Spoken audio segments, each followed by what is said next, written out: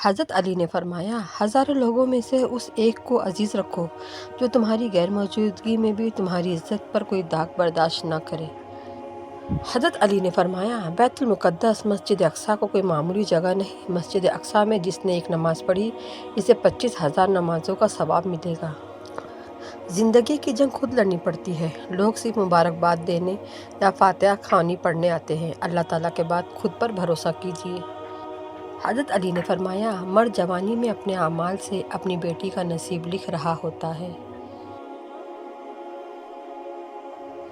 یہ پیسہ بھی کیا چیز ہے؟ امیر گناہوں میں پھنسا ہوا تو حج کر لیتا ہے اور جرائم میں پھنسے تو جج کر لیتا ہے۔ حضرت علی نے فرمایا، اپنا معاملہ اللہ کے سپرد کر کے مطمئن رہیں، کیونکہ وہ ہمارے ناممکن پر بھی کن فرمانے کی قدرت رکھتا ہے۔ حضرت علی نے فرمایا، جب تمہارے گھر رزق میں تنگی محسوس ہونے لگے تو اپنی بہنوں اور بیٹیوں کو دعوت پر بلایا کرو۔ حضرت علی نے فرمایا، نماز چہرے کا نور اور قرآن دل کا سکون ہے۔ وضو سے شکل، قرآن سے عقل اور نماز سے نسل پاک ہوتی ہے۔ حضرت علی نے فرمایا، اگر ماں تم سے راضی ہے تو سمجھ جاؤ کہ اللہ بھی تم سے راضی ہے، کیونکہ ماں کی رضا میں ہی اللہ تعالیٰ کی رضا ہے۔ انسان کو بولنا سیکھنے میں 2 سال لگتے ہیں، لیکن کون سا لفظ کہاں بولنا ہے یہ سیکھنے میں پوری زندگی گزر جاتی ہے۔ جہاں عزت، سچائی، خلوص نظر آئے وہاں دوستی کا ہاتھ بڑھاؤ، ورنہ تمہاری تنہائی تمہاری بہترین ساتھی ہے۔ پرسکون زندگی کا نسخہ: غصے میں درگزر، مصیبت میں صبر، نعمت پر شکر، پریشانی میں اللہ کا ذکر کرے۔ شیخ سعدی رحمۃ اللہ اور ان کا بیٹا تہجد پڑھ رہے تھے۔ بیٹا کہنے لگا، بابا جان ہم عبادت کر رہے ہیں اور لوگ غفلت میں پڑے سو رہے ہیں۔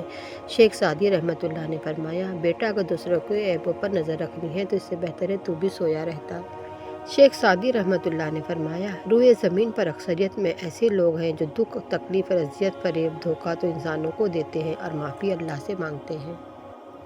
امام غزالی رحمۃ اللہ علیہ فرماتے ہیں، اگر تمہیں ایسا دوست مل جائے جس کی صورت و سیرت تمہیں اللہ کی یاد دلائے تو اس کی صحبت کو نعمت سمجھو۔ عقل مند کے لیے ایسی صحبت سونے کی چڑیا۔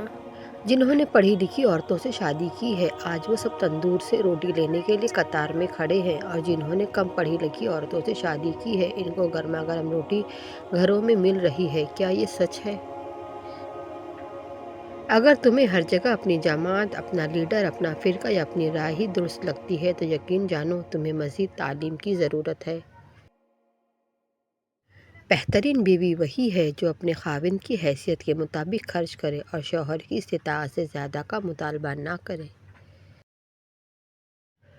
اپنے بیوی بچوں کو کبھی بھی اپنے اوپر اتنا حاوی نہ ہونے دے کہ وہ فیصلہ کریں کہ آپ کو اپنے بہن بھائیوں سے ملنا چاہیے یا نہیں۔ عبادتیں قبول ہو نہ ہو، ندامتیں ضرور قبول ہوتی ہے، اور یہی توبہ کا فلسفہ ہے۔ رونا بہت بڑی ذلت ہے اگر انسان کے سامنے ہو، بہت بڑی عزت ہے اگر رب کے سامنے ہو۔ اگر آپ آج سے شکر ادا کرنا شروع کر دیں تو سمجھ لیں آج ہی سے حالات بہتر ہونا شروع ہو گئے۔ بے شک جو لوگ دوسروں کا جینا حرام کرتے ہیں ان کا مرنا آسان نہیں ہوتا۔ عاجزی پتے کی طرح ہوتی ہے، کبھی نہیں ڈوبتی، تکبر پہاڑ جتنا بھی ہو ڈوب جاتا ہے۔ غصہ اس سلگتی ہوئی لکڑی کی مانند ہے جو دوسروں کو جلانے سے پہلے خود جلتی ہے۔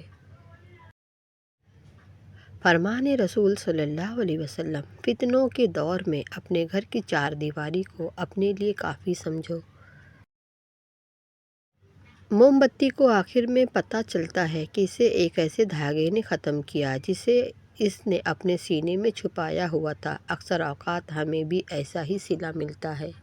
موت کے ہوتے ہوئے انسان میں اتنی اکڑ ہے، ذرا سوچے اگر موت نہ ہوتی تو کتنے غرور سے بھری ہوتی یہ دنیا۔